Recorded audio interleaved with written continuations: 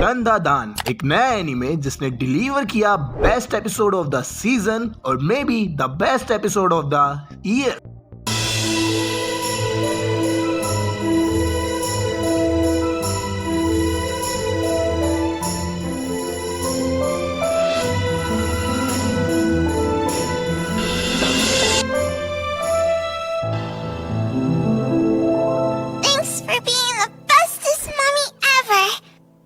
ये episode 7 Dandadan का काफी इमोशनल था and it makes people cry which was actually unexpected. Dandadan इससे पहले एक ऐसी स्टोरी रही है जिसमें मेन कैरेक्टर के बोल्स चोरी हो गए हैं, जिसका मेन एसेंस ही हंसी ठिठोली, मजाक, मस्ती और अडल्ट जोक्स है। पर इस पर्टिकुलर बैक स्टोरी के साथ ये तुमको अपनी दूसरी साइड भी दिखाता है कि ये उसके साथ ये भी कर सकता है, and that too in the same world. This was the moment where I fell in love with the Dandadan. This episode is a love letter to every Dandadan fan, where so many creative decisions come together and make it one of the best episode. This is the peak of Dandadan. तो चलो शुरुआत से शुरू करते हैं और हाँ, मैं अभी तक के आए इस एनिमे को कवर करूंगा पर मेरे स्टाइल में। स्टोरी की शुरुआत मोमो ऐसे से होती है, वो भी उसके बॉयफ्रेंड के साथ जो उससे पैसे मांग रहा है, वो भी डेट पे जाने के लिए। मोमो उसे पैसे देने से मना कर देती है और उसके बाद क्या होता है फिर वही लड़कियों का ग्रीन फ्लैग। वेल इसका शुरुआत बोलूं या फिर इसका इंट्रो ऑफ द कैरेक्टर्स काफी ज्यादा रैंडम थे, like no sense, no buildup and it just happen. उसके बाद पूरे एनिमे का कॉन्सेप्ट गोस्ट एंड एलियंस का भी इंट्रो हमें स्प्लिट सेकंड्स के अंदर दिखा दिया जाता है कि एक गोस्ट में बिलीव करता है तो दूसरा एलियंस में। फिर क्या दोनों ही अपनी बातों को सही साबित करने के लिए एक दूसरे को डेर दे देते हैं। फिर क्या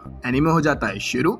वेल काफी सारे एनीमे इसी तरह स्टार्ट होते हैं, बट दंदादान के केस में ये कुछ ज्यादा तेज लगा। Well back to the story, दोनों ही अपनी दी गई लोकेशंस पर चले जाते हैं और दोनों ही सही और दोनों ही गलत प्रूव हो जाते हैं। Ghost, aliens, UFOs, everything is there, सब कुछ है और जिस क्रीपी तरह उसे रिप्रेजेंट किया गया है, आई जस्ट लव्ड इट। ये एक चीज है जो पहले 3 एपिसोड्स मेरे लिए स्पेशल बनाती है, क्योंकि डायरेक्शन का इस्तेमाल बेहद बेहतरीन तरीके से किया गया है। बहुत ही ज्यादा क्रिएटिव तरीका है इस विजुअल मीडियम को यूज करने का, एक स्टोरी बताने के लिए बिना किसी वर्ड्स को यूज किए, जो हमने एक्सपीरियंस किया ही है एक्रोबैट वाले एपिसोड में। So we know how effective it is. Second thing which I am looking forward to is Momo की दादी। No, it's not because she is cool and hot, but I think कि जो मोमो की दादी है वो पक्का किसी डेंजरस ग्रुप से जुड़ी हुई है, कि कोई बैड एज हिस्ट्री निकलने वाली है या उसके कोई दोस्त यार होंगे जो नेक्स्ट लेवल के मीडियम होंगे, एंड ये भी हो सकता है कि उनमें से कोई गोस्ट के साथ साथ एलियंस से भी